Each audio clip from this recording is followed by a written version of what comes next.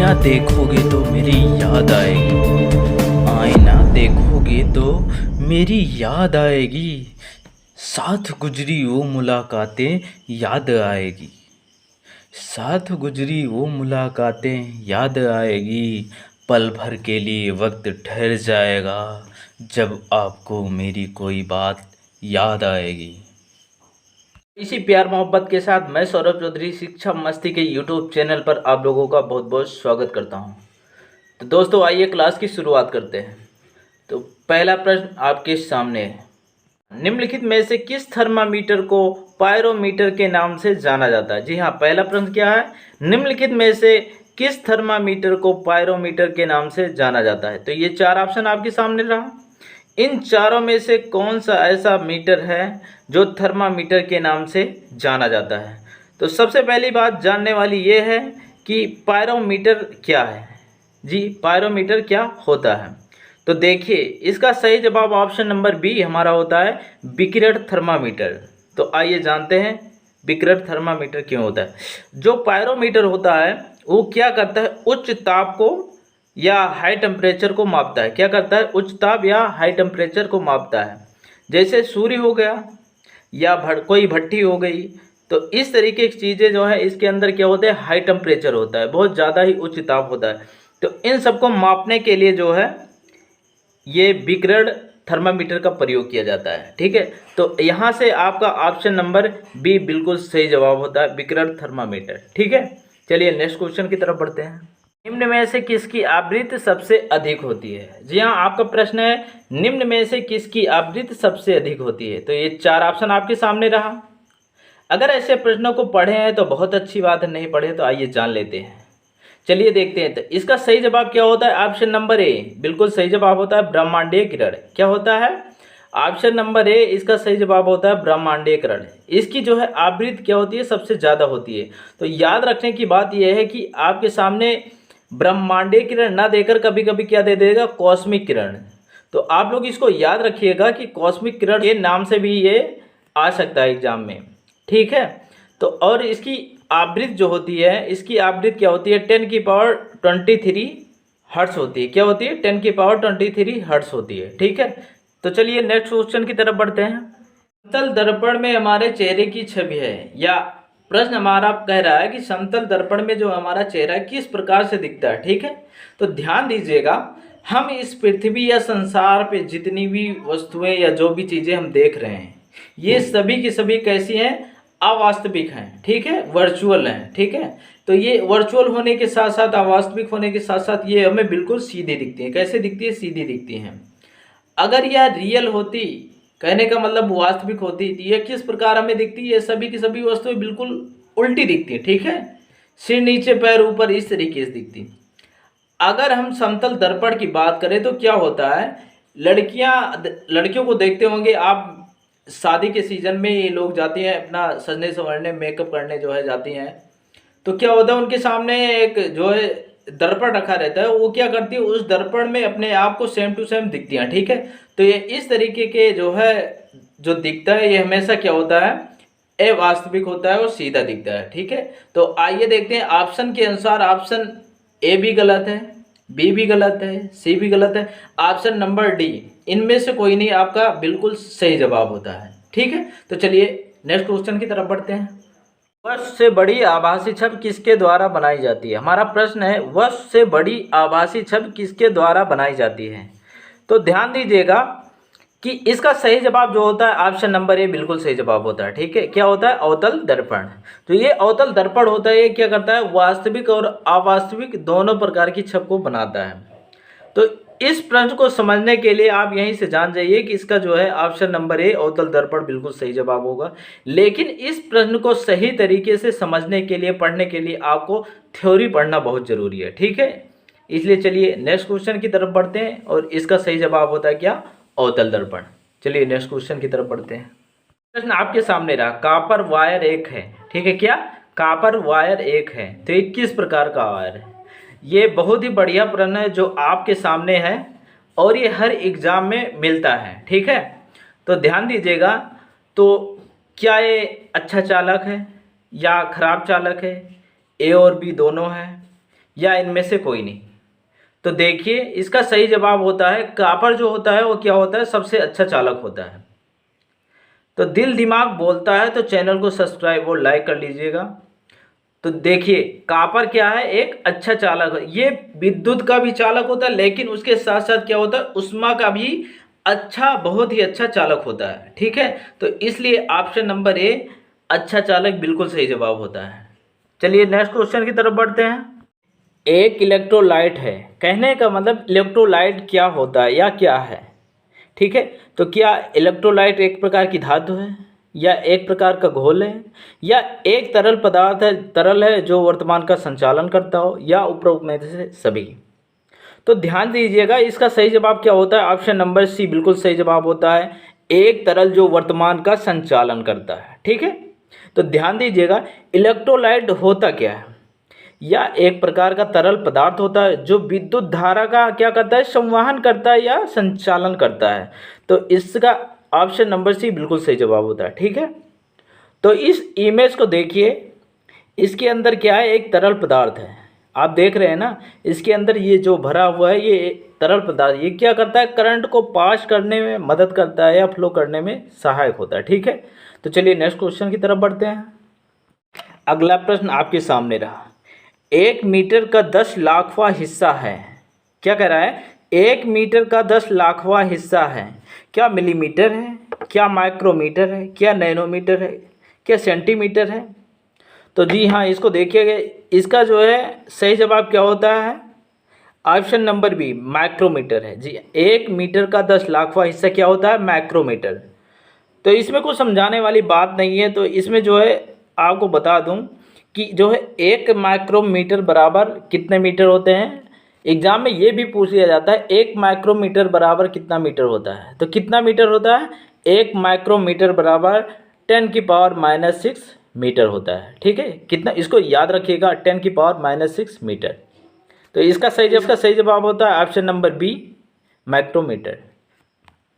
अगला प्रश्न ये रहा आपके सामने, रॉबर्ट हुक ने पहली बार क्या देखा। रॉबर्ट हुक ने पहली बार क्या देखा, क्या केंद्रक को देखा, क्या कोशिका को देखा, क्या अंग को देखा, क्या वायरस को देखा। तो ध्यान दीजिएगा, ऐसे प्रश्न जब आ जाते हैं एग्जाम में बहुत ही कंफ्यूजिंग हो जाती है। ठीक है, तो इसका सही जवाब क्या होता है, ऑप्शन नंबर बी कोशिका। तो रॉबर्ट हुक ने पहली बार क्या देखा, कोशिका को देखा।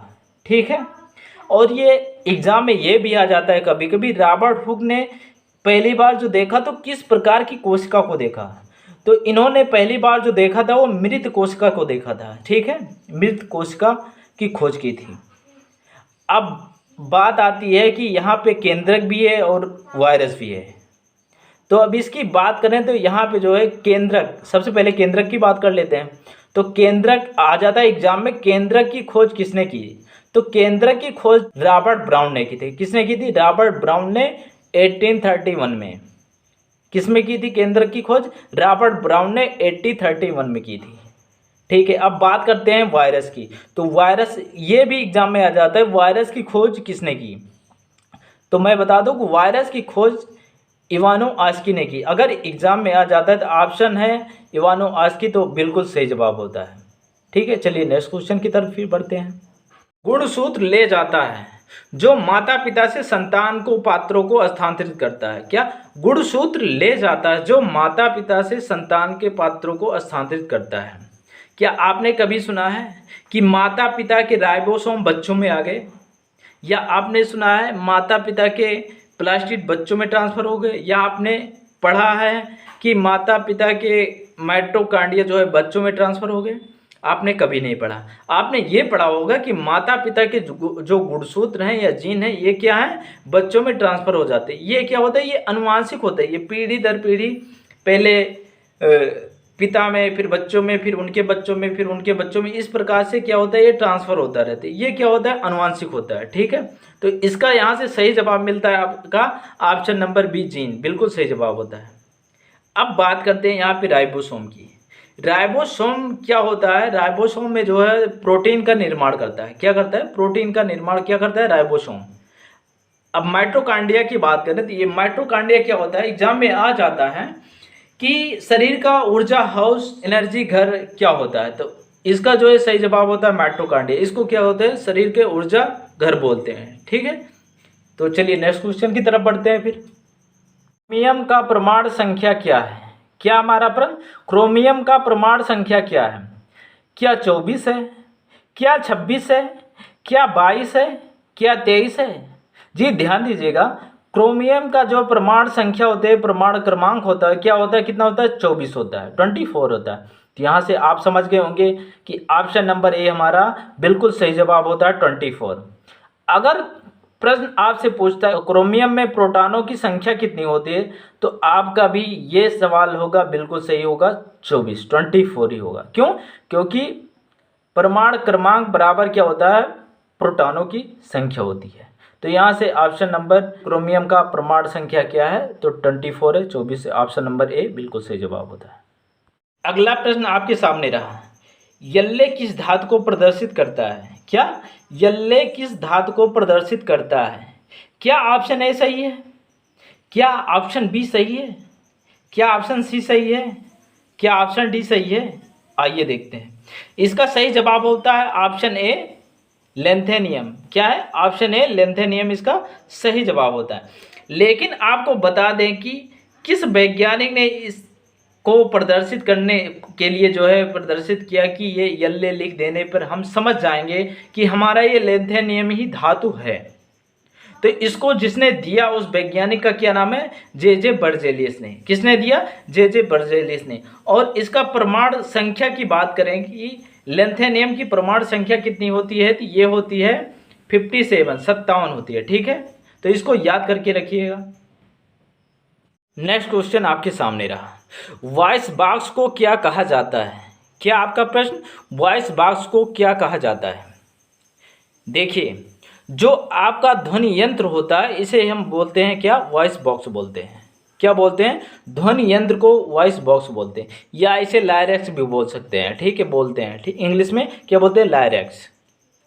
तो ये जो वॉइस बॉक्स होता है ये क्या होता है, किसी किसी का छोटा होता है, किसी किसी का बड़ा होता है। तो महिलाओं में देखा जाता है, फीमेल में देखा जाता है, फीमेल में जो होता है इनका वॉइस बॉक्स कितना होता है, 12 से 15 mm तक होता है। कितना? 12 से 15 mm तक। और पुरुष में देखा जाता है वॉइस बॉक्स कितना होता है, 20 mm तक। इसीलिए जो है इनकी आवाज़ जो है मोटी होती है। तो इसका सही जवाब क्या होता है, वॉइस बॉक्स को क्या कहा जाता है, वॉइस बॉक्स को ध्वनि यंत्र कहा जाता है। ठीक, अगला प्रश्न आपके सामने ये रहा, ध्वनि एक प्रकार का है। क्या? ध्वनि एक प्रकार का है। क्या कार्य है? ध्वनि एक कार्य है, ध्वनि एक प्रकार की ऊर्जा है, ध्वनि एक प्रकार का दाब है, ध्वनि एक प्रकार का बल है। जी आइए देखते हैं। इसका सही जवाब क्या होता है, ध्वनि एक प्रकार की क्या है, एनर्जी होता है, ऊर्जा होता है। ठीक है, अब बात करते हैं ध्वनि, तो एक प्रकार की ऊर्जा हो गई। लेकिन यहाँ से प्रश्न ये भी आ जाता है, ऊर्जा की इकाई क्या होती है, ऊर्जा की यूनिट क्या होती है? तो आपको बता दूं, ऊर्जा की इकाई जो होती है वो क्या होती है, जूल होती है।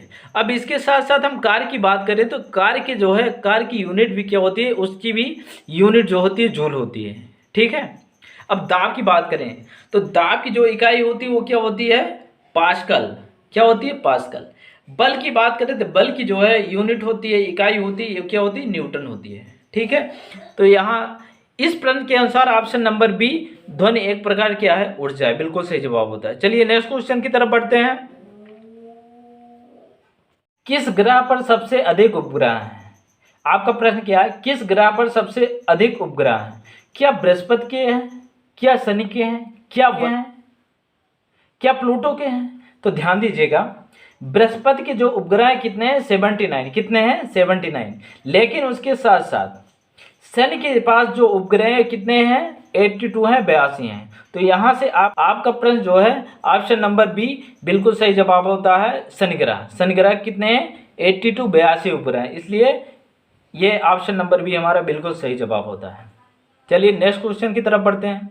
अगला प्रश्न आपके स्क्रीन पर ये रहा, पौधों की कोशिका की रसोई को कहा जाता है। क्या है, पौधों की कोशिका की रसोई को कहा जाता है। इस क्वेश्चन का जवाब कमेंट बॉक्स में जाकर आग लगा दो मेरे दोस्त। ए सही है कि बी सही है कि सी सही है कि डी सही है? आइए हम बताते हैं। पौधों की कोशिका की रसोई को हम क्या बोलते हैं, प्लास्टिड बोलते हैं। क्या बोलते हैं? प्लास्टिड बोलते हैं, या पादप की कोशिका भी बोल सकते हैं इसे। ठीक है, तो फिर मिलते हैं अगली क्लास में, तब तक के लिए जय हिंद जय भारत।